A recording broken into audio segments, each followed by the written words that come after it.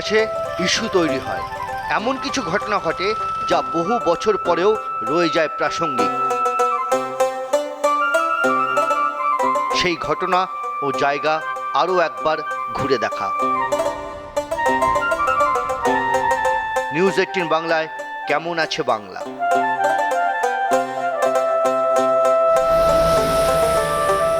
কেমন আছে লালগড়, এক সময় যেখানে সশস্ত্র সংগ্রাম ও গণ আন্দোলন বদলে দিয়েছিল এ রাজ্যের রাজনীতি, আজ কেমন আছে সেই জঙ্গলমহল?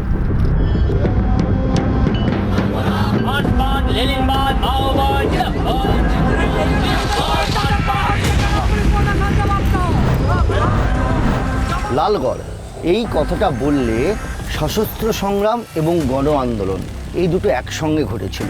তো সেই যে গণ আন্দোলন তার অন্যতম যে প্রধান পুরোহিত বলা চলে, বা যার মাধ্যমে আমরা দেখেছিলাম লালগড়কে অন্যভাবে, সেই মানুষটা হচ্ছে ছত্রধর মাহাতো। তার সঙ্গে আমরা কথা বলবো। ছত্রদাদা, কি মনে হয়েছিল সেই সময়কার আন্দোলন বা সেই সময়কার যে পরিস্থিতি ছিল, সেটা কেন হয়েছিল এতটা মানুষের মধ্যে ক্ষোভ, দুঃখ, রাগ? সেটা আপনারাও অনেকখানি অনুধাবন করেছেন। আর 2011-র আগে লালগড় বা এই এলাকা, শুধু লালগড় নয়, আজকে যেটা যে অংশটাকে অধুনা জঙ্গলমহল বলা হচ্ছে, সেই জঙ্গলমহল ছিল এমন একটা জায়গা যেখানে আপনার যে পশ্চিমবঙ্গের ম্যাপ থেকেই এটা ছিল আলাদা। এখানে কোনো রকম উন্নয়নের ছিটাফোটা ছিল না, এবং উন্নয়ন বলতে কী বোঝায়, এখানে শিক্ষা ছিল না, স্বাস্থ্য ছিল না। এখানে একটা ডেলিভারি করাতে গেলে আপনাকে হয় মেদিনীপুর নালে ঝাড়গ্রাম নিয়ে যেতে হতো, এবং ঝাড়গ্রামটা যেহেতু এখন ব্রিজটা হয়েছে, যার ফলে ঝাড়গ্রাম আমরা বলতে পারি, বা এখানকার মানুষ ঝাড়গ্রামের সাথে পরিচিতি হয়েছে। তৎসময় ঝাড়গ্রামের সাথে কোনো রকম পরিচয় ছিল না, অন্তরায় ওই নদীটি, কাঁসাই নদী।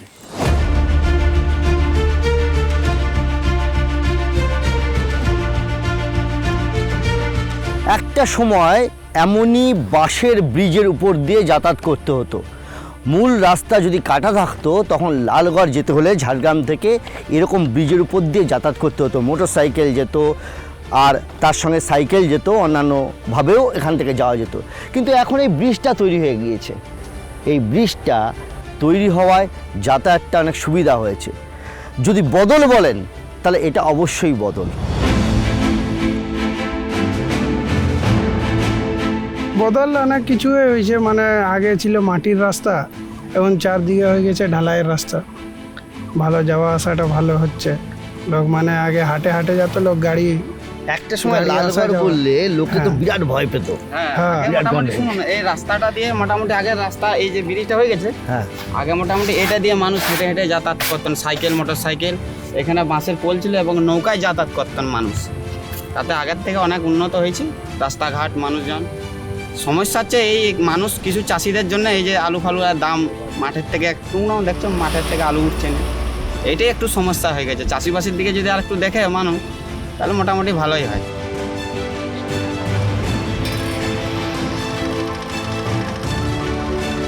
বদলে গিয়েছে অনেক কিছু, এলাকায় উন্নয়নের ছাপও স্পষ্ট, তার মাঝেও রয়েছে নানা অভাব অভিযোগ। মমতা এখন চাল দিচ্ছে, সেই জন্য আমরা অন্ন পাই, আর না হলে আমরা পেতাম না। আমরা খুব গরিব, কিন্তু না, মমতা দিদি এখন চাল দিচ্ছে বলে আমাদের এখন অন্নটা জুটছে। আর এমনি বাড়ি টাড়ি অন্যান্য কিছু? হ্যাঁ, বাড়িও দিয়েছে। হ্যাঁ, বাড়ি দিয়েছে। ওই যে করতেই পারিনি, 9টা কলম করে দিয়েছি, আর পারিনি। কাজকর্ম হয়েছে ভালোই, সেই রাস্তাঘাটের উন্নয়ন হয়েছে, কিন্তু এই কাজ নেই, এটাই বেকারছানা অনেক শিক্ষিত পড়ে আছে আর কি। এই যে পুলিশ সন্ত্রাস বিরোধী জনসাধারণের কমিটি, এই কমিটিটা তৈরি করেছিলেন। এই কমিটিটা কেন তৈরি হয়েছে? মানে পুলিশের বিরুদ্ধে অভিযোগটাকে মারাত্মক পর্যায়ে নিয়ে যাওয়া হলো, এইটা কি কোনো রকম কোনো পরিকল্পনা বা কোনো, কারণ অন্যান্য অনুন্নয়ন ছিল, কিন্তু পুলিশের বিরুদ্ধেই একেবারে সরাসরি অভিযোগটা? এই রাস্তার উপরে যতগুলো গ্রাম আছে, আদিবাসী গ্রাম বা ইত্যাদি, কোনো ছেলে তারা রাত্রেবেলা বাড়িতে থাকতে পারত না। পুলিশি নির্যাতনটা এত বেশি ছিল। এবং সর্বোপরি লাস্ট যেটা হয়েছিল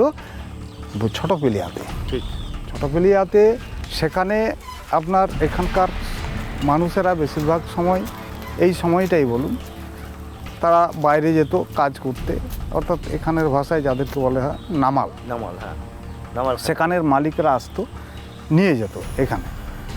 সেই মালিক একজন এসেছিলেন এবং সেটাকে দেখে প্রশাসন মনে করেছিল যে বাইরের লোক সেই জায়গা থেকে এখানে এসে বাইরে থেকে এসে এখানে সংগঠন পাকাতে চায় ইত্যাদি ইত্যাদি। তাকে ঘেরাও করে এবং তাকে মাওবাদী বলে সেখান থেকে গ্রেপ্তার করার চেষ্টা করেছিল। মেয়েরা তখন, অর্থাৎ তাদের মুনিব যেহেতু তাদেরকে নিয়ে যাবে সেই জায়গায়, মেয়েরা তখন সামনে এসেছিল এবং বলেছিল আরে ও তো আমাদের মুনিব, কাজে ওর কাজ করতে যাবো আমরা, ওকে আপনারা এইসব করছেন। দিতে ওরা ভাবলো যে এর কাছ থেকে কেড়ে নিয়ে যাবে, গিয়ে মারপিট আরম্ভ করলো এবং কোনো মহিলা পুলিশ ছিল না সেখানে। প্রায় 15 জন মহিলা আহত হয়েছিল এবং চিতামণির চোখটা ঝুলে গেছিলো, কয়েকজনের হাত ভেঙেছিল, কয়েকজনের পাঁজরা ভেঙেছিল, তৎসময় আপনারা দেখেছেন। তা সেটা এমন জিনিস হয়ে গেল আপনার একটা আদিবাসী সমাজের মধ্যে একটা সেন্টিমেন্টের জায়গায় চলে গেল, যার ফলে প্রথম অবস্থায় তারা এই রাস্তা অবরোধ করেছিল, যদিও এই রাস্তাটা তৎসময় এত বেশি চালু ছিল না। অবরোধ করলো, অবরোধ করার পর বিভিন্ন সামাজিক সংগঠন এখানে আসলো, প্রায় 13টা সংগঠন এখানে আসছে। সেই 13টা সংগঠনের সংমিশ্রণে এবং তার সাথে বিরোধী রাজনৈতিক দল যেগুলো ছিল তারা সবাই মিলে সিদ্ধান্ত নিল যে না, রাজনৈতিক কোনো দলকে সামনে রেখে যখন আমরা লড়াইয়ে যাচ্ছি বা লড়াই করতে যাচ্ছি, তখন স্বাভাবিক কারণেই পুলিশ দিয়ে আমাদেরকে দমন করা হচ্ছে। এবং যেহেতু এখানে বিভিন্ন দলে বিভক্ত আছে, ক্ষমতাটাও আমাদের কম হচ্ছে, যার ফলে সমস্ত দল মত নির্বিশেষে বাঁচার তাগিদে আমাদের ইজ্জতের লড়াই আমরা ঐক্যবদ্ধ হয়ে লড়াই করব এবং নতুন করে একটা অরাজনৈতিক দল সৃষ্টি করব।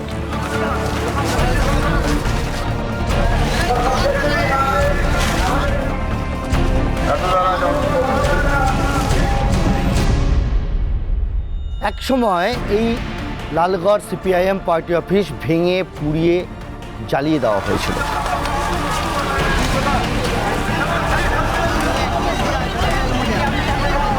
দীর্ঘদিন পর অবশেষে এই সিপিআইএম পার্টি অফিস লালগড়ের সেটা খুলেছে। এখানে বেশ কিছু জায়গায় আবার নাকি বামপন্থীরা কাজকর্ম শুরু করেছেন, তবে সেই আগের মতো দাপট আর নেই। নতুন করে সিপিআইএম পার্টি অফিস খোলা অবশ্যই লালগড়ের বদলের আরও এক চিহ্ন। আপনি গণ আন্দোলন করছেন, আপনার ভাই সশস্ত্র সংগ্রামের সঙ্গে যুক্ত, শশধর মাহাতো। হ্যাঁ, একজন গণ আন্দোলনের নেতা হিসেবে আজকে লালগড়ের যে পরিবর্তন হয়েছে বা জঙ্গলমহলের যতটা ডেভেলপমেন্ট হয়েছে, আপনি কতটা মনে করেন যে সশস্ত্র সংগ্রাম কতটা জরুরি ছিল? না, আমি মনে করি না সশস্ত্র সংগ্রাম এখানে জরুরি ছিল, কারণ তৎসময় মানুষ যেভাবে গণ আন্দোলনে পথে নেমেছিল সেখানে সশস্ত্র সংগ্রামের কোনো প্রয়োজন ছিল না। কিন্তু শুধু গণ আন্দোলন দিয়ে রাষ্ট্রের উপরে এই চাপ তৈরি করা যেত, আজকে যা উন্নয়ন দেখা যাচ্ছে সেই উন্নয়নটা হতো? আমি মনে করি করা যায়, কারণ আমি সেটা দেখিয়েছি। হ্যাঁ, আমি কি করেছি না, তারা কি করেছে, পুলিশ দিয়ে আমাদেরকে দমন করার চেষ্টা করেছে। আমরা আমাদের যে সচরাচর আদিবাসী সমাজের যে হাতিয়ার, অর্থাৎ চিরাচরিত যে হাতিয়ার, আমরা বলেছি সেই হাতিয়ারকে সামনে রেখে আমরা হাঁটব। সেই জায়গায় আমাদেরকে কিন্তু আমরা এটা দাগ কাটতে পেরেছি, আমাদেরকে প্রশাসন ভয় করেছিল।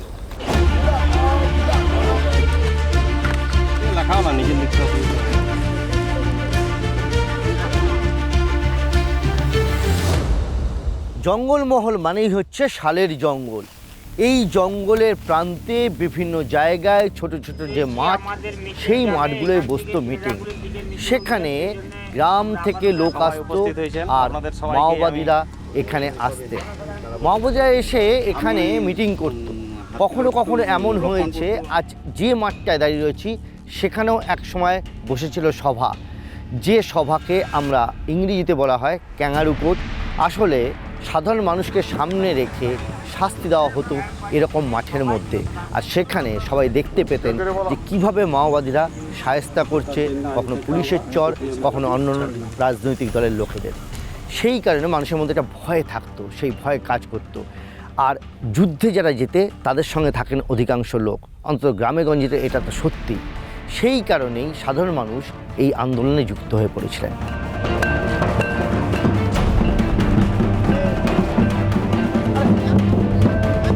এখানে এরকম দেওয়াল লিখন, এটা তো এর আগে কোনো দিন এরকম, এই যে এবার বিজেপি সরকার এই জায়গায় মানে ছত্রধর মাহাতোর গ্রামে এবং তার এলাকায় এরকম পোস্টার তো জীবনে আমরা দেখিনি। আর মানুষের মধ্যে একটা ক্ষোভ যে সৃষ্টি হয়েছে আজকে এই পোস্টারেই বলে দিচ্ছে, এটা অস্বীকার করার নাই, আমিও অস্বীকার করতে পারবো না, কারণ দেওয়াল লিখনেই মানুষকে বুঝিয়ে দেয়। এই জায়গায় আমরা আসতাম আপনার এই গ্রামে, এবং এই রাস্তা দিয়ে আমরা হাঁটাচলা করতাম, বা এই রাস্তা কাটা ছিল, এই ছিল, অনেক কিছু ছিল। ভালো আছেন তো? আচ্ছা, তো এই যে পরিবর্তনটা, এই রাস্তাটা আমরা যদি এসে দেখি, এটা তো কিছুটা হলো সাধারণ মানুষের কাছে এটা পৌঁছেছে। হাসপাতাল হয়েছে, ব্রিজ হয়েছে, স্কুল, কলেজ, ইউনিভার্সিটি কাছাকাছি হয়েছে। তো সেটা কি আপনি মনে করছেন যে স্থানীয় কিছু লোকজনের জন্য এই যে পরিবর্তনটা বা এই ডেভেলপমেন্টটা সেটাকে পুরোপুরি কাজে আসছে না? হ্যাঁ, এটা তো স্বাভাবিক। এটা এবং এই কথাটাই বলতে চাইছি আমি, যে আজকে যে উন্নয়ন, যতটুকু উন্নয়ন হয়েছে, সেই উন্নয়ন কিন্তু এই এলাকার মানুষের চাপের ফলেই হয়েছে। তারা তৎসময় রাস্তায় নেমেছিল বলে আজকে এই উন্নয়ন আমরা দেখতে পাচ্ছি।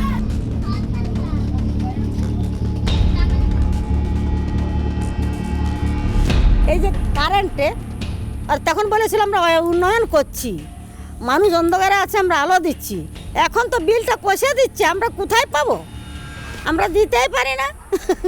আমরা যখন খাটতে যাই, ধরো 100 টাকা বেতন দেয়, তাহলে আমরা নুন তেল খাবো না? শুধু মমতা দিদি চালগুলো দিলে বলে আমাদের অন্য সেবা হয়ে যাবে? তার সঙ্গে তো নুন তেল তরকারি দরকার, কিন্তু সেটা আমরা পাইনি। তো আমরা খাটতে গেলে পরে আমরা যদি কারেন্ট বিল দিব কি, বা নিজেরাই খাবো কি, বলো? লক্ষ্মীর ভাণ্ডার পাচ্ছেন? হ্যাঁ, পাচ্ছি। অন্যান্য যে প্রকল্পগুলো এখানে এলাকার মানুষজনের উন্নতি বা উন্নয়ন কিছু হয়েছে? হচ্ছে, টাইম কলটা দেয়নি। আচ্ছা, ওটা ভিডিওর দোষ আছে, যাবো ভিডিওর কাজ। কয়েকজন মিলে তো গ্রুপ তৈরি করে তো আমরা গিয়েছিল এখানে ভিডিও অফিসে, কিন্তু ভিডিও অফিসে যাওয়ার পরেও কলের ব্যবস্থা করে দেয়নি। আমরা অনেক দরখাস্ত লিখে জমা দিয়েছিলাম, তো দেয়নি।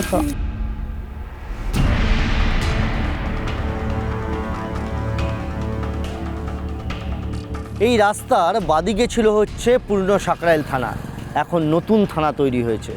সাকরাইল থানা আমূল বদলে গিয়েছে। লালগড় বা জঙ্গলমহলের ইতিহাস যদি বলা হয়, সেক্ষেত্রে অবশ্যই এই সাকরাইল থানা একটা মাইলস্টোন, কারণ এ রাজ্যে প্রথম যে ওসিকে মাওবাদীরা অপহরণ করে নিয়ে যায়, সেটা এই সাকরাইল থানা। রাজ্যে যে কটা বড় মাওবাদী হামলার ঘটনা ঘটেছিল, তার মধ্যে এই সাকরাইল থানায় হামলা অন্যতম বড় ঘটনা। এই থানায় হামলা চালিয়ে মাওবাদীরা 2 জনকে মেরে ফেলে, এবং তারপর এই থানা থেকে বেরিয়ে ঠিক রাস্তার উল্টো দিকে সেই সময় থাকতেন ওসি। সেই ওসিকে তারা তুলে নেয়, তুলে নিয়ে মোটরসাইকেলে চাপিয়ে এখান থেকে সোজা চলে যায় লালগড়ের দিকে। মাঝে ন্যাশনাল হাইওয়ে, তার দুদিকে আইডি রেখে দেওয়া হয়েছিল যাতে কেউ বাধা দিতে না পারে।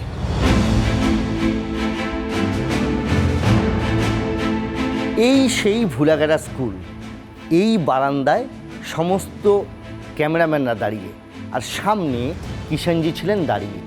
এখানে যে অপহৃত করা হয়েছিল সাকরাইল থানার ওসিকে, এখানে নিয়ে এসে তাকে ছাড়া হয়, এবং সেই সময় এখানে চারিদিকে প্রচুর মানুষের ভিড়, সাংবাদিকদের ভিড়, এবং তার সঙ্গে মাওয়িস্টদের একটা বিশাল গ্রুপ, সশস্ত্র বাহিনী, তারা এখানে এসেছিল।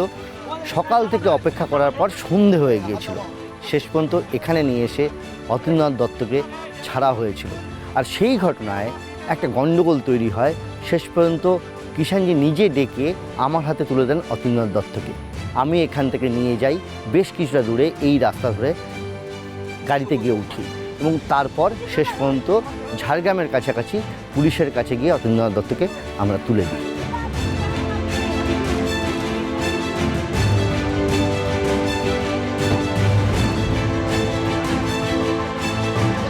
এখানে একটা অদ্ভুত ঘটনা ঘটেছিল।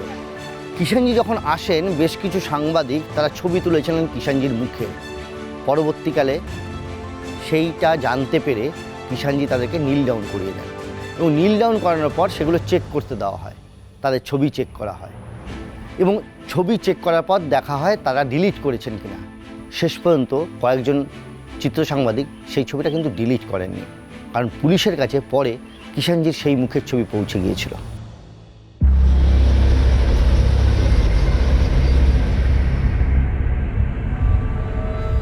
একের পর এক ঘটনা, ব্যাহত জনজীবন, একের পর এক খুন, ফিরে দেখা সেই ঘটনাগুলি।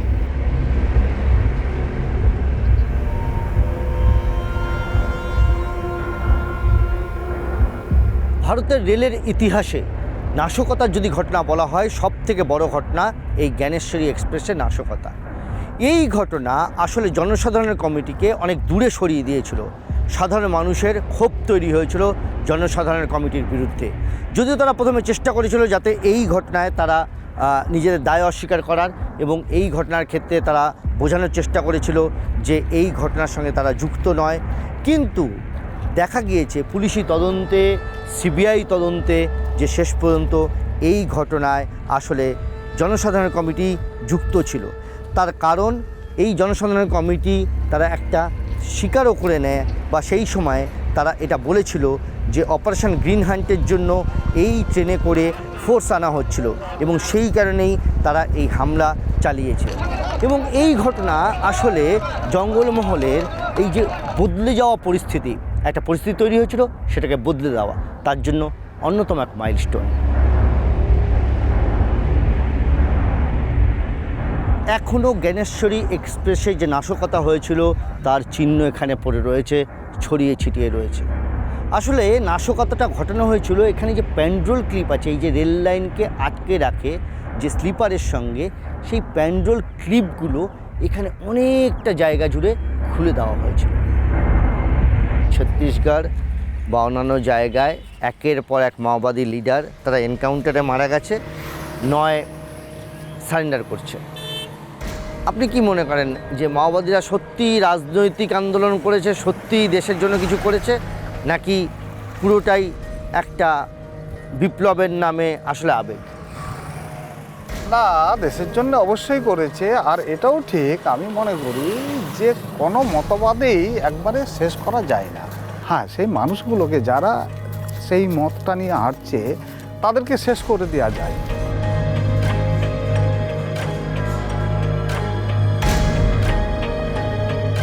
এই মাঠটা পার হয়েই ঢুকতে হয় বুড়িশলের জঙ্গলে, যেখানে কিষাণজির মৃত্যু হয়েছিল পুলিশের সঙ্গে বা যৌথ বাহিনীর সঙ্গে এনকাউন্টারে।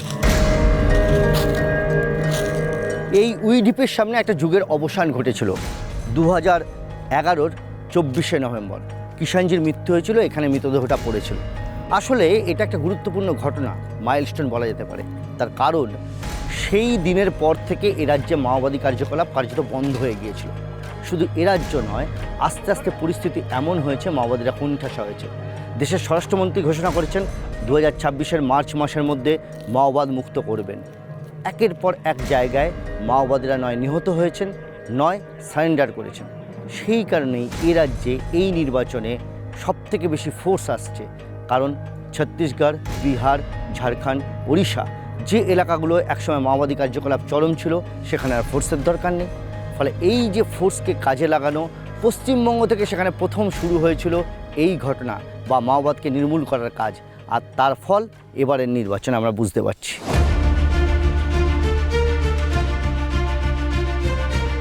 এখানেই ছিল শিলদা ক্যাম্প, যে ক্যাম্পে মাওবাদীরা হামলা চালিয়েছিল। আজ এত বছর বাদেও এই দেওয়ালের যে দাগগুলো দেখতে পাচ্ছেন, গোল করা রয়েছে, মার্কিং করা রয়েছে, এই দাগগুলো প্রমাণ করে কীভাবে গুলি চালানো হয়েছিল। মুহুর্মুহু গুলি চালিয়ে এখানে খুন করা হয়েছিল প্রথমে 2 সেন্ট্রিকে এবং তারপর বাকি 24 জন জওয়ান। এখানে কেউ খাটে শুয়েছিলেন, কেউ তার ক্যাম্পে রেডি হচ্ছিলেন, কেউ অন্য কোনো কাজে ব্যস্ত ছিলেন। আর সেখানে গুলি চালিয়ে এবং তারপর পেট্রোল বোম ছুড়ে আগুন লাগিয়ে 24 জনকে খুন করা হয়। ইএফআরের ক্যাম্প ছিল এখানে, এই নিয়ে বহু বিতর্ক হয়। বলা হয়েছিল, আগের থেকে জানানো হয় আইবি রিপোর্ট ছিল, কিন্তু তার সাথেও ক্যাম্পটা সরানো হয়নি। এটা নিয়েও বিতর্ক রয়েছে যে আইবি সঠিকভাবে তথ্য জানিয়েছিল কিনা। কিন্তু সব মিলে যাই হয়ে থাকুক, এ রাজ্যে মাওবাদী হামলার সবথেকে বড় ঘটনা এই শিলদা ক্যাম্পে, এবং একসঙ্গে 24 জন জওয়ানের মৃত্যু, যা তার আগে পশ্চিমবঙ্গে কখনো হয়নি।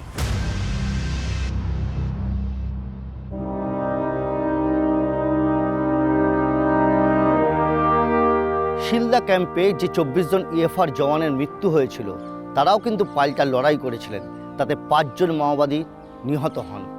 সেই শহীদ জওয়ানদের স্মৃতিতে এখানে একটি স্মৃতিস্তম্ভ করা হয়েছে, 24টি গাছ লাগানো হয়েছে।